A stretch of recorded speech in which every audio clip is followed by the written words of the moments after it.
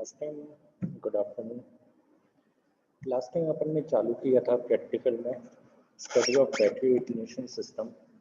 इसके कुछ 3 कंपोनेंट्स अपन ने देख लिए थे। लास्ट इसमें अपन ने बैटरी के बारे में देखा था, ignition switch and ignition coil. Battery जिसमें बेसिकली अपनी एनर्जी जो है वो स्टोर रहती है, जो कि अपने को इलेक्ट्रिकल एनर्जी प्रोवाइड करने वाली है इंजन के टाइम पे। लेड एसिड बैटरी का यूज़ होता है, एल्कलाइन बैटरीज का यूज़ होता है।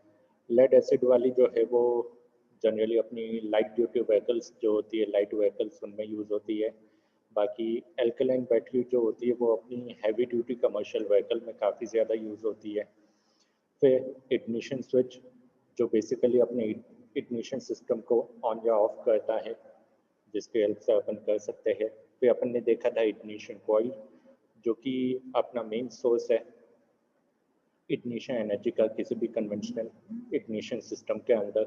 इस कॉइल के अंदर एनर्जी जो है वो स्टोर रहती है मैग्नेटिक फील्ड के फॉर्म में, और जो भी अपना एप्रोप्रिएट टाइम है, जो भी अपना स्पार्क का टाइमिंग है, उस टाइमिंग पे ये एनर्जी डिलीवर की जाती है in a form of ignition pulse with the help of high tension cables, जो कि रेस्पेक्टिव स्पार्क प्लग के ऊपर जाती है।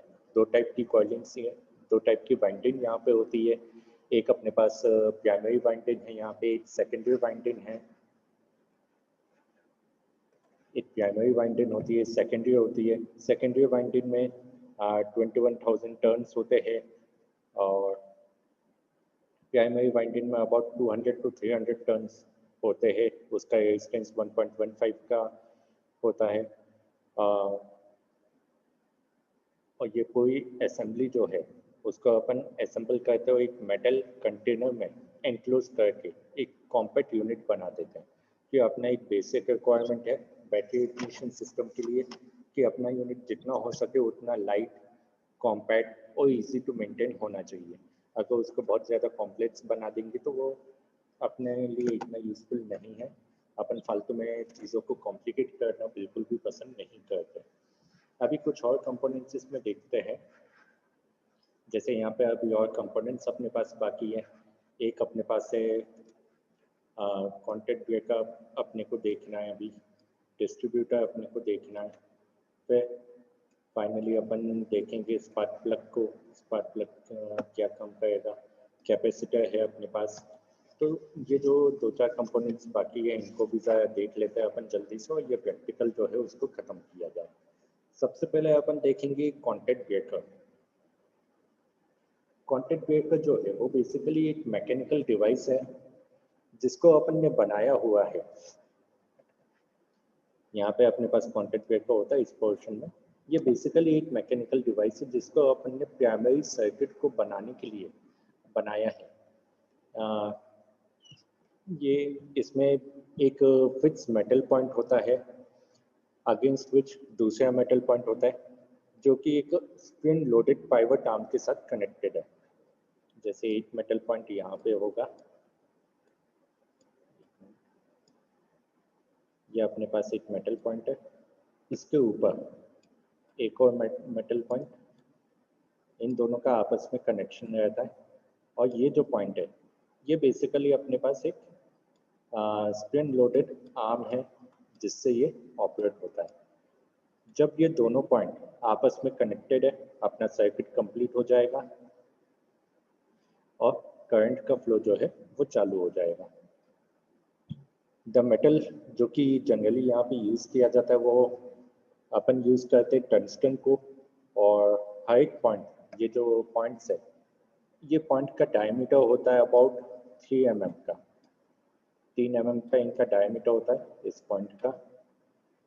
जो फिक्स कॉन्टेक्ट पॉइंट है उस पर अर्थिंग दी हुई होती है, और जो आर्म है जिसके ऊपर अपना कॉन्टेक्ट पॉइंट मूव होगा, ये वाला जो आर्म है इसको अपन इलेक्ट्रिकली इंसुलेटेड बनाते हैं। जब पॉइंट्स क्लोज होते हैं उस टाइम पे अपना सर्किट कंप्लीट हो जाता है, करंट का फ्लो जो है वो चालू रहता है। जब पॉइंट्स डिटैच हो जाएंगे तो अपना सर्किट ब्रेक हो जाएगा, करंट का फ्लो जो है वो स्टॉप हो जाएगा। करंट का फ्लो जो है वो वहाँ पे स्टॉप हो जाएगा। अब सर्विस के टाइम पे ये क्या होगा, जैसे ये दोनों पॉइंट कैसे होंगे, एक दूसरे के साथ अटैच होते रहेंगे, तो उसके ऊपर एक हैमरिंग इफेक्ट आता है, जिसकी वजह से उसका वेयर एंड टेयर जो है वो काफ़ी केसेस में हो सकता है। तो वो अपने लिए दिक्कत नहीं है, अपने को तो अपने काम से मतलब है। अगर अपन किसी 8 सिलेंडर इंजन की बात करें, तो 8 सिलेंडर इंजन को बेसिकली हर सेकंड 200 स्पार्क की यहाँ पे ज़रूरत होती है। तो अपना ये जो कॉन्टैक्ट ब्रेकर है, ये उतना सेटिस्फैक्टरली, उतनी हाई स्पीड पे जो है ऑपरेट करना चाहिए। जो इसका ट्रैवल है, ये जो दूसरा पॉइंट है, इसका जो ट्रैवल है वो अपने पास कम से कम होना चाहिए, ताकि अपना जितना हो सके वेयर जो है वो कम हो। और उसके लिए अपन क्या कहते हैं, इसको काफ़ी ज़्यादा लाइट बनाते हैं। बेसिकली टंगस्टन का बनता है और मेन काम इसका करंट को पास या फिर स्टॉप करने का है। फिर एक और चीज़ है अपने पास, वो है कैपेसिटर। कैपेसिटर बेसिकली इसका जो कंस्ट्रक्शन है, जो अपने नॉर्मल कैपेसिटर होते हैं, काफ़ी कुछ उसके सिमिलर होगा। यानी कि दो मेटल प्लेट अपने पास होगी, बीच में एक इंसुलेटिंग मटेरियल अपने पास यहाँ पे होगा। अब यहाँ पे इंसुलेशन कई बार अपन सिर्फ एयर को रखते हैं, जैसे एयर कैपेसिटर्स में होता है, तो कुछ केसेस में अपन एयर को रख सकते हैं, लेकिन ज़्यादातर केसेस में, ज़्यादातर कंडीशन में अपन हाई क्वालिटी इंसुलेटिंग मटेरियल का यहाँ पे यूज़ करते हैं। अब ये जो है, ये डिपेंड करेगा अपना रिक्वायरमेंट कैसा है, उसके ऊपर डिपेंड करेगा अपन के कौन सा मटेरियल यहाँ पे यूज़ करने वाले हैं। मेटल प्लेट्स जो है, क्योंकि फिलहाल अपने पास स्पेस लिमिटेशन है, तो अपन ने क्या किया, ये जो मेटल प्लेट्स हैं, इसको अपन ने रिप्लेस कर दिया with the help of metal foil या फिर मेटेलिक लेयर, जिनको अपन ने डिपॉजिट किया हुआ है, और डिपॉजिट किया हुआ है ताकि अपना जो वेट है वो यहाँ पे कम हो सके। ठीक है, इस पूरी असेंबली को जो है पहले अपन एक ऑयली या फिर वेट्स मटेरियल में डाल देते, जिससे कि अपनी इंसुलेटिंग प्रॉपर्टीज जो है, बीच का जो इंसुलेशन है वो काफ़ी अच्छा हो जाए। साथ में इसके ऊपर कोई भी मॉइस्चर या फिर कोई भी एक्सटर्नल कॉन्टैक्ट या कोई डैमेज होता है, उसका कोई भी इफेक्ट नहीं आना चाहिए उसके लिए। फिर अपने पास होता है यहाँ पे डिस्ट्रीब्यूटर, जो कि काफ़ी ज़्यादा इंपॉर्टेंट है, specially in multi cylinder engine. Distributor का काम होता है कि जो भी उसके पास एनर्जी आती है, उसको वो डिवाइड करे to the individual spark plug, और ये करेक्ट सीक्वेंस में जाना चाहिए। ठीक है, कि ऐसा नहीं है कि सभी स्पार्क प्लग को अपन इमीडिएटली फायर करते हैं। जब भी अपन मल्टीपल स्पार्क प्लग का यूज़ करने वाले हैं, अगर अपन सिंगल इंजन में मल्टीपल स्पार्क प्लग को प्लेस करते हैं मल्टीपल लोकेशंस पे, तो उसका एक सीक्वेंस होता है कि नहीं कौन से ऑर्डर पे उसको फायर किया जाएगा। और ऐसे ही जब अपन मल्टी सिलेंडर इंजन की भी बात करेंगे, तो मल्टी सिलेंडर इंजन का भी वहाँ पे सीक्वेंस होता है, जिसको अपन फायर इन ऑर्डर कहते हैं, जो अपन ने पहली यूनिट में देखा भी है। तो डिपेंड करेगा ऑन ए पर्टिकुलर इंजन कि उसके पास 4 सिलेंडर है, 6 है या 8 सिलेंडर है। उसके ऊपर डिपेंड करेगा कि अपने को कितने इग्निशन पल्सेस यहाँ पे चाहिए, 4, 6, 8, कितनी इग्निशन पल्सेस अपने को यहाँ पे चाहिए। तो सॉरी, यहाँ पे बेसिकली दो टाइप के डिस्ट्रीब्यूटर्स जो है वो अपन यूज़ कर सकते हैं। एक होता है अपने पास ब्रश टाइप का, और एक होता है अपने पास गैप टाइप। अगर अपन ब्रश टाइप की बात करें, तो वहाँ पे क्या होता है, एक सर्कुलर पोर्शन होगा। इस सर्कल के आसपास जो है अपने पास स्पार्क प्लग की पोजीशन से ये जो पोजीशन से ये सब किसकी है, अपने एसपी की। यहाँ पे अपने मल्टीपल स्पार्क प्लग यहाँ पे प्लेस्ड है। सेंटर में क्या होगा, एक रोटर जो है वो अपन प्लेस कर देंगे। बेसिकली यहाँ पे एक कार्बन ब्रश का यूज़ किया जाता है, जिसको अपन एक रोटर आर्म पे लगा के इसको क्या कर सकते हैं, इसको अपन मूव कर सकते हैं। सॉरी, कोई गलती हो गई, एक मिनट।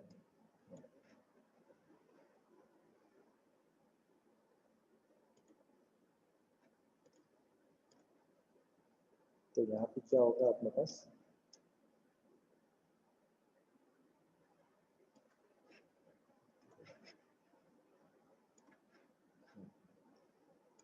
यहाँ पे अपने पास एक रोटर आर्म है, जिसके ऊपर अपना कार्बन ब्रश जो है वो प्लेस होता है। फिर इसको अपन रोटेशन देते हैं। इसको रोटेशन देंगे तो वो एक एक स्पार्क प्लग के साथ जो है वो कांटेक्ट होता चला जाएगा। ठीक है, जब ये कांटेक्ट होता चला जाएगा, तो जैसे ये कांटेक्ट होगा ये क्या करेगा, जो भी इग्निशन पल्स इसके पास आएगी ये उसको डिस्ट्रीब्यूट कर देगा। तो ये बेसिकली एक इलेक्ट्रिकल कनेक्शन जो है उसको बनाया किसके बीच में, जो अपनी सेकेंडरी वाइंडिंग है और जो अपना स्पार्क प्लग है, इन दोनों के बीच में एक इलेक्ट्रिकल कनेक्शन जो है वो उसको बना देता है, जिससे अपनी जो भी इलेक्ट्रिकल एनर्जी है वो अपने रिक्वायर्ड स्पार्क प्लग में चली जाए।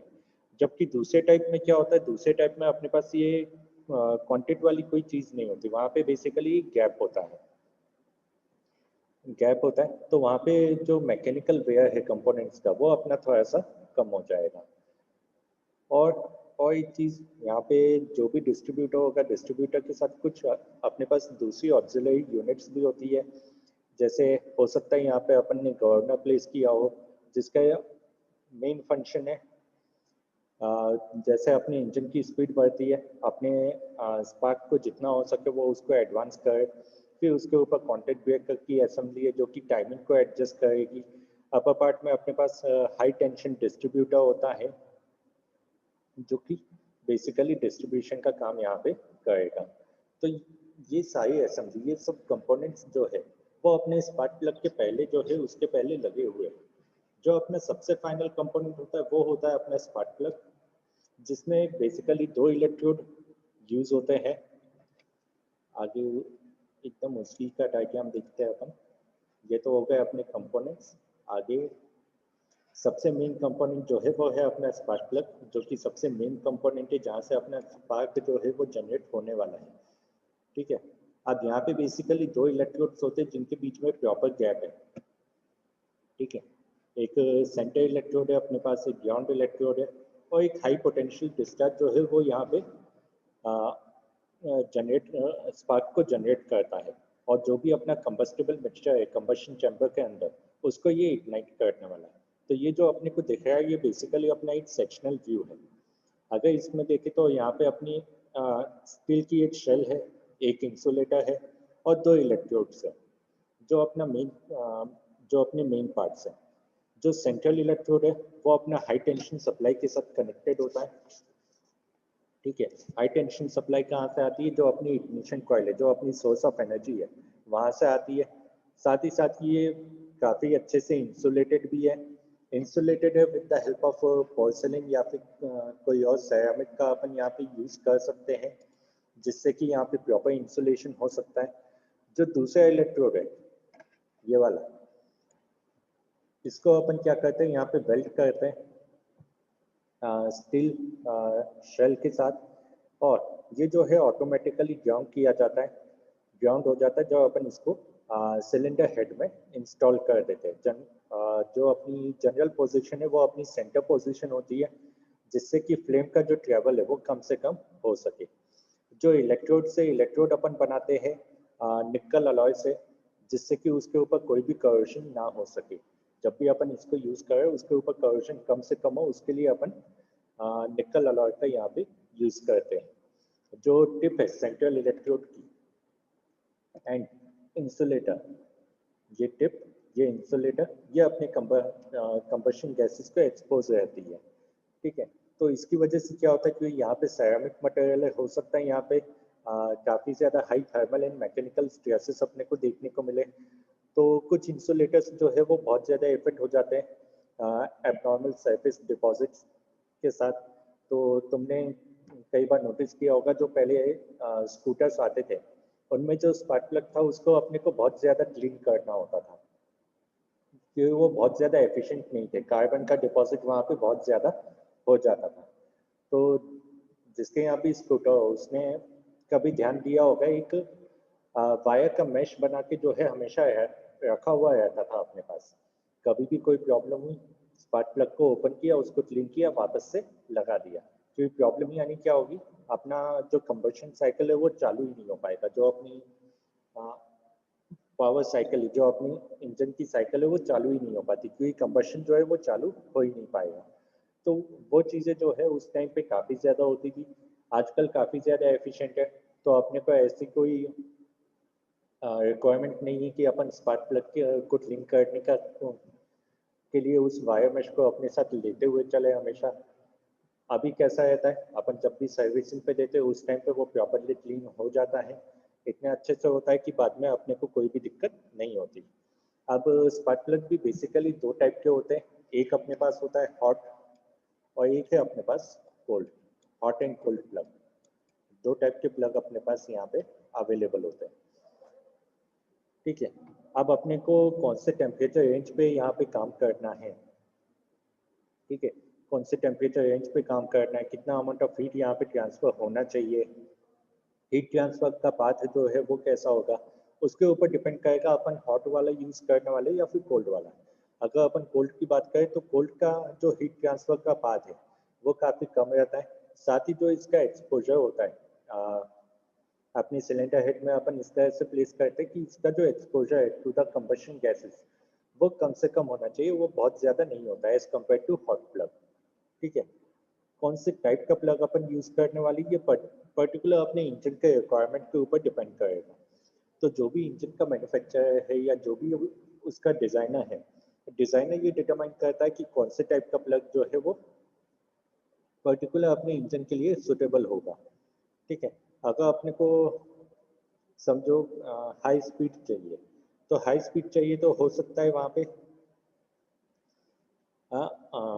जो कोल्ड वाला प्लग है वो सही से काम ना करे, उसके इलेक्ट्रोड्स जो है वो यहाँ पे खराब हो जाती है, उसके ऊपर हीट ट्रांसफर का जो पाथ है वो बहुत ही ज़्यादा कम है, हीट ट्रांसफर की कैपेसिटी वहाँ पे थोड़ी सी कम होती है। तो जो भी अपना इंजन का रिक्वायरमेंट है, जो भी अपना पावर का रिक्वायरमेंट है, उसके हिसाब से इंजन डिजाइनर जो है वो डिसाइड करेगा कौन से टाइप का स्पार्क प्लग उसको यहाँ पे यूटिलाइज करना है। अगर अपन इम्प्रॉपर टाइप का यूज कर लेते हैं तो मिस फायर के चांसेस बहुत ज़्यादा होते हैं, कुछ केसेस में डिटोनेशन के चांसेस भी यहाँ पे काफ़ी ज़्यादा अपने को देखने को मिल सकते हैं। अब ये यूनिट जो है, ये यूनिट तुम्हारी काम कैसे करेगी, ये तो इसके कंपोनेंट्स की बात होगी। ठीक है, कंपोनेंट्स को अगर रिवाइज करना है, पहला कंपोनेंट अपने पास बैटरी है जो पूरी तरह से अपने को इलेक्ट्रिकल एनर्जी प्रोवाइड करेगी। To provide electrical energy for ignition storage battery is used. ये बेसिकली चार्ज की जाएगी अपने इंजन से जो पावर जनरेट हो रही है उसी की हेल्प से ये चार्ज की जाती है। तो अपने को इस पॉइंट को बहुत ज़्यादा ध्यान में रखना है। बहुत ज़्यादा ओवर साइज की बैटरी अपने को यूज़ नहीं करनी है। साथ में जो भी बैटरी अपन यूज़ करें वो मैकेनिकली काफ़ी ज़्यादा स्ट्रांग होनी चाहिए, ताकि जो भी उसके ऊपर स्ट्रेन आए, जो भी उसके ऊपर लोड आए, वो उसको काफ़ी अच्छे से बियर कर सके। और बेसिकली काफ़ी ज़्यादा रिलायबल होनी चाहिए। ऐसा नहीं होना चाहिए कि अपन ने आज उसको अच्छे से चार्जिंग दी, आती उसको इंस्टॉल किया और कुछ ही दिन में वो पूरी तरह से डिस्चार्ज हो जाए, ऐसे बिल्कुल भी नहीं चाहिए। काफ़ी ज़्यादा रिलायबल होनी चाहिए, यानी एटलीस्ट 6-7 महीने तो वो विदाउट एनी ट्रबल काफ़ी अच्छे से चलनी चाहिए। ट्रबल फ्री ऑपरेशन अपने को यहाँ पे चाहिए। फिर आता है इग्निशन स्विच, जो कि बेसिकली अपनी बैटरी को अपने इग्निशन सिस्टम को ऑन या ऑफ करने के लिए यूज किया जाता है। बैटरी जो है वो प्राइमरी वाइंडिंग से कनेक्टेड रहती है with the help of ignition switch. अब प्राइमरी वाइंडिंग कहाँ पे, वो है अपनी इग्निशन कॉइल में। ये होती है अपनी इग्निशन कॉइल, जिसके अंदर primary and secondary type of windings है। अंदर वाली जो है वो अपनी सेकेंडरी टाइप की वाइंडिंग है, जहाँ पे 21,000 टर्न से बाहर वाली जो है वो अपनी प्राइमरी टाइप ऑफ वाइंडिंग है। सेकेंडरी वाइंडिंग जो है वो आगे जाके डिस्ट्रीब्यूटर पे जाती है और नीचे जो है वो प्राइमरी के साथ कनेक्टेड है। जो प्राइमरी वाइंडिंग है वो अपनी बैटरी के साथ कनेक्टेड है with the help of ignition switch, और दूसरा टर्मिनल उसका कनेक्टेड है कॉन्टैक्ट ब्रेकर के साथ। फिर उसके बाद आता है इग्निशन कॉइल के बाद अपना कॉन्टैक्ट ब्रेकर, जो कि मैकेनिकल डिवाइस है प्राइमरी सर्किट को बनाने या फिर उसको तोड़ने के लिए। तो दो पॉइंट्स होते हैं, एक अपने पास फिक्स मेटल पॉइंट रहेगा यहाँ पे, दूसरा जो है वो स्प्रिंग लोडेड पॉइंट होगा। इन दोनों के बीच में जब कांटेक्ट रहेगा तब अपना सर्किट कंप्लीट हो जाएगा, करंट का फ्लो यहाँ पे चालू हो जाएगा। लेकिन जैसे ही इनके बीच का कांटेक्ट हटेगा अपना सर्किट जो है वो ब्रेक हो जाएगा, कोई भी करंट यहाँ पे फ्लो नहीं करेगा। जनरली अपन इसको टंगस्टन की हेल्प से बनाते हैं। फिर कैपेसिटर, कैपेसिटर जो कि एनर्जी को स्टोर कर सकता है। बेसिकली इलेक्ट्रिकल कैपेसिटर जो है उसी टाइप से ये काम करेगा। दो मेटल प्लेट रहेगी, बीच में अपना इंसुलेटिंग मटेरियल रहेगा, जहाँ पे अपन एयर को भी यूज कर सकते हैं या फिर कोई हाई क्वालिटी इंसुलेटिंग मटेरियल का भी यूज कर सकते हैं, डिपेंड करेगा अपने एप्लीकेशन के ऊपर, अपनी टेक्निकल रिक्वायरमेंट के ऊपर। कुछ केसेस में जैसे स्पेस की लिमिटेशन बहुत ज़्यादा होती है तो वहाँ पे मेटल प्लेट्स की जगह अपन क्या करते हैं, मेटल का कोटिंग लगा देते हैं या फिर मेटल स्ट्रिप का अपन वहाँ पे यूज कर सकते हैं। फिर आता है डिस्ट्रीब्यूटर। उसके बाद का जो कंपोनेंट था वो था डिस्ट्रीब्यूटर, जिसका मेन फंक्शन है कि जो भी इग्निशन एनर्जी उसके पास आती है वो इंडिविजुअल स्पार्क प्लग को सप्लाई करे, उसके ऊपर डिस्ट्रीब्यूट करे एक करेक्ट सीक्वेंस में, और जो भी एक्चुअल में अपना स्पार्क का टाइमिंग है, यानी कि just before the end of compression stroke अपना वहाँ पे स्पार्क जनरेट हो जाना चाहिए, जिससे कि अपना कंबशन जो है वो चालू हो सके। तो प्रॉपर टाइमिंग पे अपना अपना स्पार्क जो है वो वहाँ पे पहुँच जाना चाहिए। दो टाइप के होते हैं, एक ब्रश टाइप होगा और एक होगा अपने पास गैप टाइप। ब्रश टाइप में अपन ने एक कार्बन ब्रश का यहाँ पे यूज़ किया हुआ है, जो कि कंटिन्यूसली रोटेट होता रहेगा, और रोटेशन के टाइम पे हर एक स्पार्क प्लग के साथ वो कांटेक्ट करके उसके उसको इग्निशन एनर्जी सप्लाई कर देगा। एक गैप टाइप होता है, बेसिकली कंस्ट्रक्शन सेम रहता है, बस क्या होगा यहाँ पे कोई भी कांटेक्ट नहीं होगा, तो कांटेक्ट की वजह से जो अपना मैकेनिकल वेयर होने वाला था पहले वाले टाइप में, वो यहाँ पे अपने को देखने को नहीं मिलेगा। फिर जो लास्ट कंपोनेंट है अपना, वो जो सबसे मेन है वो है अपना स्पार्क प्लग, जहाँ पे अपने पास दो इलेक्ट्रोड है जिनके बीच में प्रॉपर गैप है। एक अपने पास सेंट्रल इलेक्ट्रोड है, एक ग्राउंड वाला है, ठीक है। और यहाँ पे एक हाई पोटेंशियल डिस्चार्ज की हेल्प से स्पार्क जो है वो जनरेट होती है, जिसकी वजह से अपना मिक्सचर जो है वो कंबस्ट होगा या फिर उसके अंदर इग्निशन जो है वो चालू होगा। आप इसको ऑपरेट कैसे करोगे, तो जो अपना इग्निशन स्विच यहाँ पे क्लोज होता है, अगर अपन डायग्राम में देखें, ठीक है, ये अपने इग्निशन स्विच के साथ कनेक्टेड है। मान लो आप अपना इग्निशन स्विच जो है वो अभी कौन से पोजीशन में, ऑफ पोजीशन में। इग्निशन स्विच अभी ऑफ है, अभी उसको अपन ने चालू नहीं किया है। तो जो अपनी प्राइमरी वाइंडिंग होती है यहाँ की इग्निशन कॉइल के अंदर, जो प्राइमरी वाइंडिंग है ये अपने बैटरी के पॉजिटिव टर्मिनल के साथ कनेक्टेड रहती है इग्निशन जब ऑफ पोजीशन पे है उस टाइम पे, ठीक है। अगर प्राइमरी सर्किट क्लोज है कॉन्टैक्ट ब्रेकर की हेल्प से, तो उस टाइम पे जो करंट अपना यहाँ पे फ्लो होगा उसको अपन बोलेंगे प्राइमरी करंट। ये करंट क्या करेगा, फिर सबसे पहले जाएगा प्राइमरी कॉइल में, ठीक है। प्राइमरी कॉइल में गया तो इसके अंदर देखो यहाँ पे एक सॉफ्ट आयरन का कोर है, ठीक है, जिसकी जिसकी वजह से यहाँ पे क्या होगी, एक मैग्नेटिक फील्ड जो है वो जनरेट हो जाएगी, ठीक है। तो बेसिकली अपनी एनर्जी जो है वो कौन से फॉर्म में स्टोर्ड है, यहाँ पे मैग्नेटिक फॉर्म में यहाँ पे स्टोर्ड होती है। अब जब मैं कॉन्टैक्ट ब्रेकर को ओपन करूंगा तो करंट जो कि फ्लो हो रहा था वो अब प्रॉपर कंडेंसर की हेल्प से अक्रॉस द पॉइंट्स फ्लो होगा, और जैसे ही अपना कंडेंसर चार्ज हो जाएगा प्राइमरी करंट फॉल होगा, ये जो मैग्नेटिक फील्ड यहाँ पे जनरेट हुई थी ये यहाँ पे कोलैप्स हो जाएगी। अब जैसे ही ये कोलैप्स हुई, एक बहुत ही ज़्यादा हाई वोल्टेज जो है वो अपनी प्राइमरी वाइंडिंग में जनरेट होगा, जिसकी वजह से अपना कैपेसिटर चार्ज हो जाएगा टू ए वोल्टेज, जो कि बहुत ज़्यादा हाई वोल्टेज है as compare to battery. Battery अपनी सिर्फ 12 वोल्ट की है, अपने को उससे ज़्यादा वोल्टेज का स्पार्क जो है वो यहाँ पे चाहिए होता है। तो उसके लिए क्या होता है, जैसे ही अपनी प्राइमरी वाइंड जैसे ही अपना करंट बंद हुआ तो प्राइमरी वाइंडिंग के अंदर जो भी अपनी मैग्नेटिक फील्ड यहाँ पे जनरेट हुई थी वो कोलैप्स होके कैपेसिटर को इस तरह से चार्ज कर देगी कि अपना जो वोल्टेज है वो काफ़ी ज़्यादा हाई हो जाएगा, वो बेसिकली एक तरह से एम्पलीफाई हो जाएगा, ठीक है। तो ये जो रैपिड तो इसकी वजह से क्या होगा, कंडेंसर क्या करेगा, जो भी यहाँ पे एनर्जी आएगी वो डिस्चार्ज हो जाएगी अपनी बैटरी में, ठीक है। तो जो प्राइमरी करंट का डायरेक्शन था या जो मैग्नेटिक फील्ड का डायरेक्शन था ये अपना ऑपोजिट हो जाएगा। तो इस वजह से क्या होगा, रैपिड कोलैप्स, रिवर्सल, जिसकी वजह से क्या होगा, एक हाई वोल्टेज जो है वो अब सेकेंडरी में जाएगा। पहले किस में जा रहा था, वो प्राइमरी में जा रहा था, अभी किस में जाएगा, जो अपनी सेकेंडरी कॉइल है अंदर वाली जो कॉइल है उसके अंदर ये चला जाएगा, ठीक है। अब ये जो हाई सेकेंडरी वोल्टेज है ये बेसिकली अपना जाता है स्पार्क प्लग में with the help of distributor, जो कि हाई टेंशन सर्किट के साथ हाई टेंशन केबल यहाँ पे लगी हुई है, जिसकी हेल्प से ये कनेक्टेड होता है। अगर अपन प्राइमरी सर्किट में कैपेसिटर का यूज ना करें तो जो भी हाई प्राइमरी वोल्टेज है वो जो जनरेट हुआ है अपनी मैग्नेटिक फील्ड के कोलैप्स होने पे, ठीक है, उसकी वजह से क्या होगा, अपने जो ब्रेकर पॉइंट्स है वो यहाँ पे डैमेज हो सकते हैं, अपना जो वोल्टेज है वो यहाँ पे एम्पलीफाई बिल्कुल भी नहीं होगा। तो जब अपना इग्निशन स्विच ऑफ है तब भी वहाँ पे काम चालू है, जब तुम उसको ऑन कर रहे हो, ऑन करने पे क्या हो रहा है, सिर्फ जो तुम्हारी मैग्नेटिक फील्ड यहाँ पे जनरेट हुई थी उसका डायरेक्शन चेंज होता है। डायरेक्शन चेंज होने की वजह से एकदम से यहाँ पे एक हाई वोल्टेज जनरेट होता है, यानी जो भी बैटरी का वोल्टेज था वो एक तरह से यहाँ पे एम्पलीफाई होता है। ये एम्पलीफाई होके जाता है अपनी सेकेंडरी वाइंडिंग में।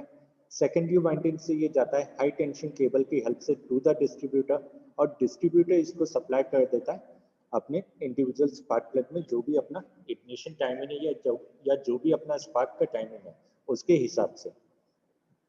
अब अगर इसके अपन लिमिटेशन की बात करें, सिस्टम के लिमिटेशन की बात की जाए, तो जैसे जैसे अपन इंजन की स्पीड को यहाँ पे इंक्रीज करते हैं तो अपना जो प्राइमरी वोल्टेज है वो यहाँ पे डिक्रीज होता रहता है, कि जो करंट की स्विचिंग कैपेबिलिटी है वो इतनी ज़्यादा नहीं होती। जो कॉन्टैक्ट ब्रेकर सिस्टम अपन ने लगाया है उसकी करंट स्विचिंग एबिलिटीज जो है वो बहुत ज़्यादा नहीं होती, तो प्राइमरी वोल्टेज जो है वो अपना धीरे धीरे जो है कम होता रहता है। जो टाइम अवेलेबल होता है करंट को बिल्डअप करने में, या फिर जो स्टोर्ड एनर्जी है उसके लिए, या ये जो प्रोसीजर हुआ इसके लिए जो अपना टाइम लगता है ये इंजन की स्पीड के साथ कम होता चला जाता है। इसको बहुत कम टाइम में ये चीज़ें जो है करनी पड़ती हैं, ठीक है। कई बार ये सिस्टम जो है वो काफ़ी ज़्यादा सेंसिटिव होता है, और जो अपने ब्रेकर पॉइंट्स है, जो कॉन्टेक्ट ब्रेकर के पॉइंट्स है उसके ऊपर अपना इलेक्ट्रिकल वायर भी होता है, मैकेनिकल वायर भी होता है, जिसकी वजह से इस सिस्टम को मेंटेन करना आ, बहुत ज़्यादा इम्पोर्टेंट है। अपने को कई बार मेंटेनेंस के ऊपर काफ़ी ज़्यादा टाइम जो है इसको देना पड़ता है। तो अभी एक और सिस्टम अपने पास है जिसको अपन कहते हैं magneto ignition system. Magneto ignition system basically अभी यूज़ होता है अपनी जो हाई स्पीड कार्स होती है या फिर जो रेसिंग कार्स होती है वहाँ पे उसको यूज़ किया जाता है। अपने को प्रैक्टिकल में नहीं है, सिर्फ उसको एक शॉर्ट में बताता हूँ। जो मैग्नेटो इग्निशन सिस्टम है अपने कॉइल इग्निशन सिस्टम की तरह ही काम करेगा, सिर्फ यहाँ पे क्या होगा, यहाँ पे अपने को बैटरी की यहाँ पे ज़रूरत नहीं होती है, ठीक है। मैग्नेटो बेसिकली एक स्पेशल टाइप का इग्निशन सिस्टम है जिसके अंदर उसका खुद का एक इलेक्ट्रिक जनरेटर होता है जो कि नेसेसरी एनर्जी जो है उसको प्रोवाइड कर देता है। इग्निशन कॉइल सिस्टम में अपन क्या कर रहे हैं, यहाँ पे अपन ने स्टोरेज बैटरी को प्लेस किया हुआ है। तो जो भी एनर्जी, जब भी अपना पावर आउटपुट जनरेट होता है इंजन में से, उसी में से कुछ अमाउंट जो है वो अपन इस बैटरी में स्टोर कर लेते हैं और फिर उसको अपन यूटिलाइज कर रहे हैं बाद में। लेकिन मैग्नेटो इग्निशन में ऐसा नहीं होगा। उसके अंदर अपन एक छोटा सा इलेक्ट्रिक जनरेटर जो है उस सिस्टम का खुद का रहता है, जो कि नेसेसरी एनर्जी जो भी है उसको ये प्रोवाइड करा देता है। और जब मैग्नेटो रोटेट करता है इंजन के साथ तो एक बहुत ज़्यादा हाई वोल्टेज यहाँ पे जनरेट होता है, तो अपने को कोई भी बैटरी की ज़रूरत नहीं होती। As an external energy source अपने को यहाँ पे बिल्कुल भी ज़रूरत नहीं है। बाकी का जो सिस्टम है, बाकी सिस्टम वहाँ पे वैसे ही चलेगा, बस अपन स्टोरेज बैटरी की जगह वहाँ पे क्या लगा देंगे, जनरेटर वहाँ पे लगा देते हैं, ठीक है। तो कोई बैटरी डिस्चार्ज का वहाँ पे प्रॉब्लम आता नहीं है। बैटरी नहीं है तो मेंटेनेंस प्रॉब्लम भी वहाँ पे कुछ भी नहीं आते। अभी जैसे बैटरी सिस्टम को अपन देखें, उसको अपने को मेंटेन करना होता है, उसके अंदर कूलेंट वगैरह अपने को डालना होता है, टाइम टू टाइम उसको रिप्लेस करना होता है। लेकिन अगर बैटरी है ही नहीं तो ये सब प्रॉब्लम्स जो है वो अपने को नहीं आएंगे, ठीक है। जो करंट है वो बेसिकली बैटरी इग्निशन सिस्टम में अपने को बैटरी की हेल्प से मिल रहा था, जो भी इलेक्ट्रिकल एनर्जी थी वो अपने को वहां से मिलती थी। यहाँ पे अपने को डायरेक्टली जनरेटर की हेल्प से मिल जाती है, ठीक। जो बैटरी इग्निशन सिस्टम है यहाँ पे क्वालिटी ऑफ स्पार्क जो है स्टार्टिंग में काफ़ी अच्छा होता है, लेकिन जैसे जैसे अपन स्पीड को बढ़ाते हैं ये थोड़ा कम होने लगता है। मैग्नेटो इग्निशन में क्या होगा, जब अपन स्टार्ट करेंगे इसको, जब अपन व्हीकल को स्टार्ट करते हैं उस टाइम पे अपनी जो क्वालिटी है स्पार्क की वो थोड़ी सी डल होती है, लेकिन स्पीड के साथ जो है ये इम्प्रूव होने लगती है। ठीक है, यानी अगर अपन हाई स्पीड की बात करें तो हाई स्पीड पे बैटरी इग्निशन की जो एफिशिएंसी है वो बहुत ज़्यादा कम है as compare to magneto ignition system. अगर स्पेस की बात करोगे, ये जो अपन conventional battery ignition system use करते हैं इसको काफ़ी ज़्यादा स्पेस चाहिए, क्योंकि तुम देख रहे हो यहाँ पे काफ़ी सारे कंपोनेंट्स है। अब वहाँ पे भी अपने पास कंपोनेंट्स बहुत होते हैं, लेकिन क्योंकि जो सबसे मेन कंपोनेंट है जो कि बहुत ज़्यादा स्पेस ले लेता है, जो कि बैटरी है, वो क्योंकि अपन हटा देते तो अपनी जो स्पेस की रिक्वायरमेंट है वो वहाँ पे काफ़ी ज़्यादा कम हो जाती है। तो जितने भी अपने लाइट ड्यूटी व्हीकल्स होते हैं वहाँ पे अपन बैटरी इग्निशन सिस्टम को प्लेस करके रखते हैं। और जो अपनी स्पोर्ट्स कार होती है, स्पोर्ट्स बाइक वगैरह होती है, वहाँ पे जो इग्निशन सिस्टम लगता है वो अपना लगता है मैग्नेटो टाइप का। तो ये था अपने इग्निशन सिस्टम की बात, जो कि अपने यूज होते हैं। ठीक है, और जो अपने को प्रैक्टिकल में थे, इसका एक एनिमेशन वीडियो है जो मैं तुम्हें थोड़ी देर में व्हाट्सएप के ऊपर शेयर कर देता हूँ, है ना। उसको थोड़ा सा देख लेना, स्टडी करना उसको, और बाकी एक बार कंपोनेंट्स जो है वो ध्यान से देख लेना। आपने को सिर्फ लगता है कि नहीं अब बैटरी से एनर्जी निकली, स्पार्क प्लग में चली गई, अपना काम हो गया, लेकिन वैसा नहीं है। बीच में काफ़ी सारे कंपोनेंट्स है जिसके थ्रू वो एनर्जी पास हो रही है। बहुत से कंपोनेंट्स जो है वो अपने लिए काफ़ी ज़्यादा क्रूशियल भी है, क्योंकि उसके बिना अपना काम नहीं हो पाएगा। जैसे कि कॉन्टैक्ट ब्रेकर है, कॉन्टैक्ट ब्रेकर के बिना अपन नहीं सोच सकते कि अपना काम हो पाए। कैपेसिटर हो गया या इग्निशन कॉइल हो गई, इनके बिना अपना काम यहाँ पे नहीं हो पाएगा, क्योंकि बैटरी में तो वोल्टेज अपना बहुत ही ज़्यादा लिमिटेड है। अपने को तो काफ़ी ज़्यादा हाई वोल्टेज में स्पार्क को जनरेट करना है कि ऑलमोस्ट 250 टू 300 के टेम्परेचर जो है वो अपने कंबशन चैम्बर के अंदर जनरेट होना चाहिए। ठीक, तो ये था अपना प्रैक्टिकल नंबर 5, बैटरी इग्निशन।